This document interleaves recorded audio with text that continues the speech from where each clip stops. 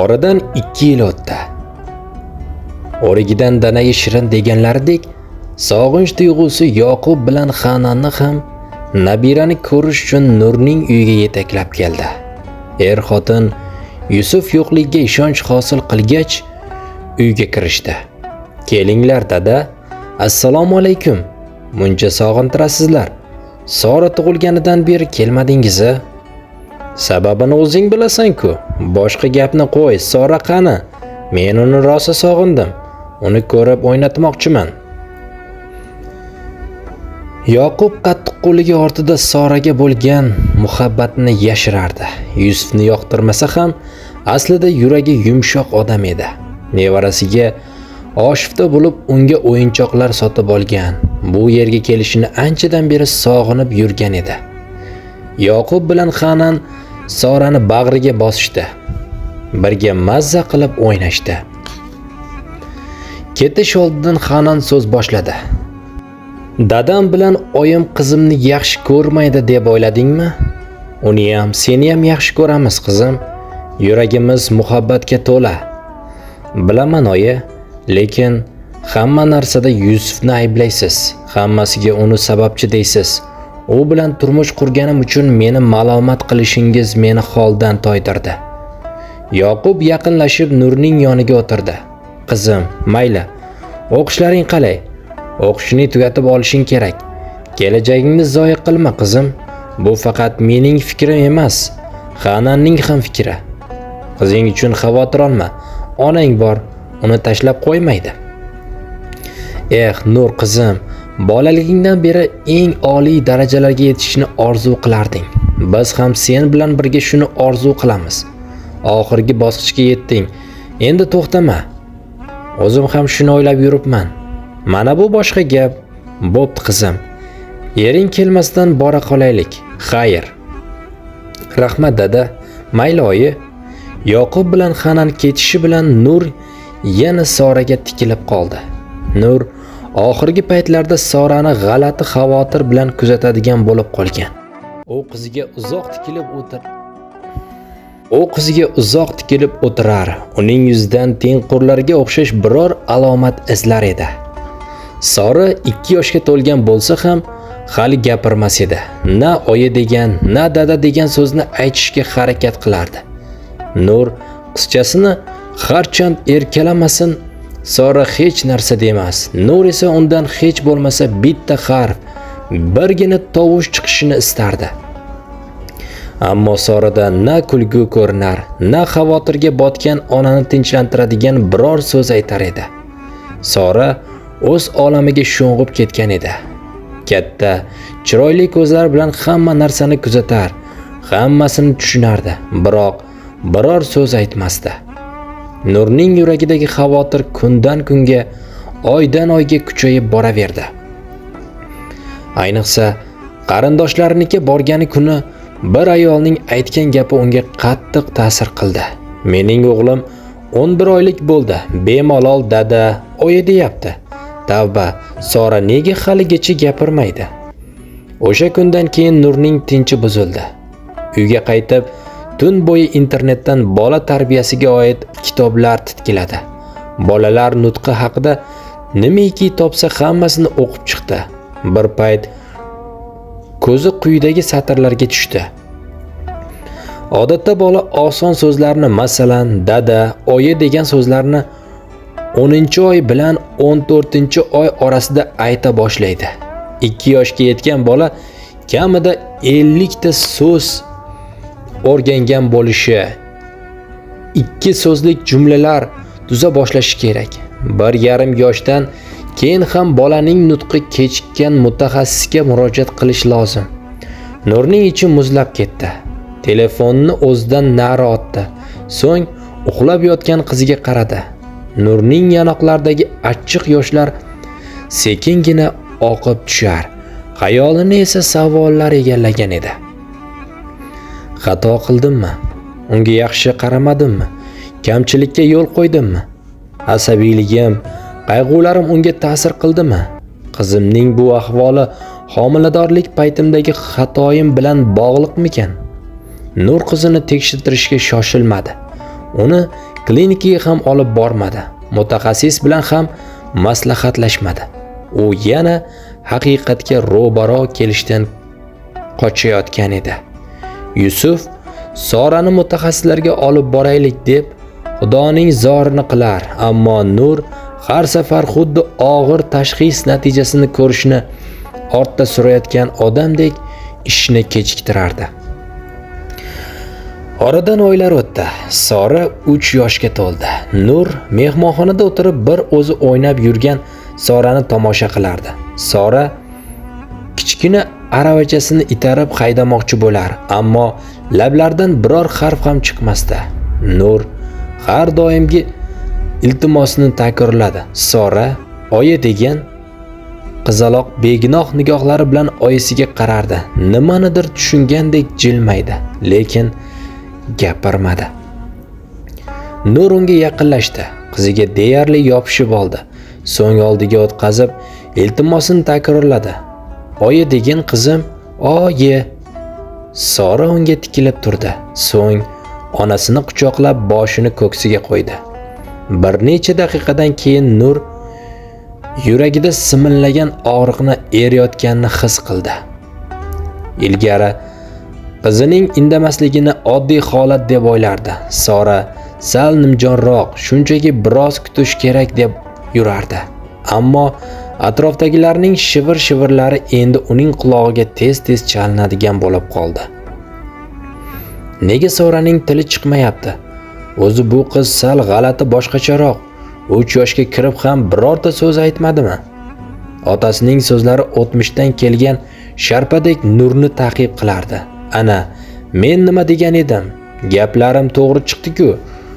Bu qizning pes bo'lgani yetmagandek tili ham chiqmayapti. Qulog'i ham yaxshi eshitmaydi shekilli. Nogiron odamga turmushga chiqqan. Yana nimani kutding? Har qanday ota-onaning so'zlari farzandga chuqur ta'sir qiladi. Nurga esa Yoqubning gaplari boshqalarnikidan ham og'irroq ta'sir qilar. O'sha kuni kechasi Nur yotoqxonaga kirar ekan, uning yuragida ilgari hech his qilmagan bir xavotir bor edi. Yusuf rassomchilik anjomlarini tartiblayotgan ekan. Nur karavotning chetiga o'tirib past ovozda dedi: "Yusuf, men qo'rqyapman." Yusuf taqqa to'xtab unga qaradi. "Nima? Nimadan qo'rqyapsan?" "Men uning onasiman, lekin uni tushunishga ham hatto ovozini eshitishga ham ojizman. Shu paytgacha biror harf aytmadi axir." Yusuf o'rnidan turib unga yaqinlashdi. So'ng uning qo'lidan ushladi. Nur, ko'zimning nuri, qo'rqma. Uni mutaxassislarga olib boramiz. Qachondan beri aytaman, sen bo'lsa quloq solmaysan. Sababini bilishimiz kerak-ku. Balki davolanish kerakdir. Onam doim aytadi-ku, ba'zi bolalarning tili kechroq chiqar ekan. Shifokorga ko'rsatsak, ko'nglimiz ham xotirjam bo'ladi. Qo'rqma, Nur. Lekin doktorlar qizingiz hech qachon gapirmaydi. Bu tug'ma nuqson ekan desa-chi? Men bu gapni ko'tara olmayman, Yusuf. Bunga chiday olmayman. Yaxshi niyat qil. Ertagayoq Sorani nutq klinikasiga olib boramiz. Nur noiloj rozi bo'lib boshini qimirlatdi. Toshqindek quyilib kelgan ko'z yoshlarini to'xtata olmadi. Yusuf ertalabdan telefon qilib doktorning qabuliga yozildi. Uydan ertaroq chiqib, aytilgan vaqtga yetib borishdi. Nutq klinikasining nomi ham, binosi ham biroz g'alati tuyuldi. O'zi odatda shunday bo'ladi. Bir joyga birinchi marta kelgan odam o'zini biroz noqulay his qiladi. Doktorlar Sorani tekshirib ko'rib, kerakli tahlillarni olishdi. So'ng bir hamshira kelib Nurni bosh shifokor xonasiga olib kirdi. Yusuf esa Sora bilan boshqa xonaga kirdi. Bu xona 2 qismga bo'lingan ekan. Orasi ovoz o'tkazmaydigan oynavand binolar ajratilgan ekan. Siz Soraning onasimisiz? Iltimos, xotirjam bo'ling, hammasi yaxshi bo'ladi. Alloh xohlasa. Shifokor Nurning hayajonini qo'rqayotganini ko'rib, shunday dedi. Dastlabki ma'lumotlarni ko'rdim. Nutqda biroz kechikish bor ekan. Aslida bu unchalik ham jiddiy muammo emas. Bizda bunday muammosi bor bolalar odatda bir necha bosqichdan o'tishi kerak. Shifokor Sora o'tishi lozim bo'lgan bosqichlarni tushuntira boshladi. Birinchisi, dastlabki baholash. Tibbiy va oilaviy tarix. Bola qachon tovush chiqara boshlagan? Dastlabki oylarda tili qimirlaganmi? Boshqa ko'nikmalarda, masalan, yurish yoki o'yin o'ynashda ham kechikish bormi? Oilangizda nutqi kechikkan yoki eshitishda muammosi bor odam bormi? Bola tabiiy tug'ilganmi? Operatsiya qilinmaganmi? Tug'ilgan paytida kislorod yetishmovchiligi bo'lganmi? Jiddiyroq kasalliklarga chalinganmi? Sog'ligida boshqa muammolar bo'lganmi? Bolaning umumiy fe'l-atvoriga oid kuzatuvlar atrof muhit bilan ko'z orqali aloqa qiladimi? Yorug'lik yoki qorong'ulikka reaksiya bildiradimi? Odamlarga, o'yinchoqlarga qiziqish bildiradimi? Muloqot uchun tovush, ishora yoki yuz ifodalaridan foydalanadimi? Ikkinchisi, eshitishni tekshirish. Bolaning turli chastotadagi tovushlarni eshita olish qobiliyatini o'lchaydigan maxsus uskunalar yordamida tekshirish. Nutq kechikishining eng asosiy sabablaridan biri eshitishdagi zaiflikdir. Bu tekshiruv odatda maxsus klinikada yoki audiologiya markazida o'tkaziladi. Uchinchisi, nutq va til tekshiruvi. Tushunishni baholash. O'yinchoqni menga ber yoki eshikni yop kabi oson buyruqlarni tushunadimi? Ishini aytib chaqirganda qaraydimi yoki javob beradimi? Ifodani baholash. Tovush chiqaradimi yoki biroz so'z aytadimi? Ishora qiladimi yoki aloqa o'rnatishga urinadimi? Oddiy gaplar tuzadimi yoki faqat imo-ishoralar qiladimi? Natijalarni yosh me'yori bilan solishtirish. Mutaxassis bolaning til ko'nikmalarini uning yoshiga mos rivojlanish bosqichlari bilan taqqoslaydi. To'rtinchisi, o'sish va rivojlanishni tekshirish. Beshinchisi, qo'shimcha tekshiruvlar. Asab tizimida muammo gumon qilinsa, MRI yoki ST, vitamin yetishmovchiligi yoki modda almashinuvi buzilishini aniqlash uchun qon tahlillari, oilaviy tarixda ma'lum sindromlar bo'lsa, genetik tekshiruv. Shifokor bu bosqichlarning barchasini batafsil tushuntirib bergach, birinchi bosqichni boshladi. Nur savollarga javob berar ekan, lekin asabi tarang edi. Qo'llari bir-biriga chirmashgan, ko'zlarida esa yashirin xavotir aks etib turardi. U tekshiruv xonasini nutq mutaxassisining oldida o'yinchoqlar orasida tortinib o'tirgan Sorani ko'rib turardi. Shifokor gapini tugatgach, Sorani eshitishni o'lchash xonasiga olib borishni buyurdi.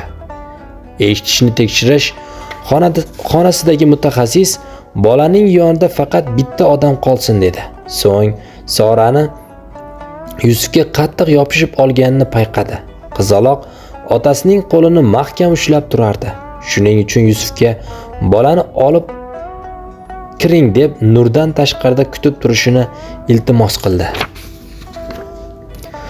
Nur xona oldida o'tirar, ha deb xavotir bilan soatiga qarayverardi. Sora bilan Yusuf ichkarida yarim soatdan ko'p qolib ketishdi. Nutqi kechikkan bolalar uchun o'tkaziladigan tekshiruvlar quyidagilardan iborat ekan.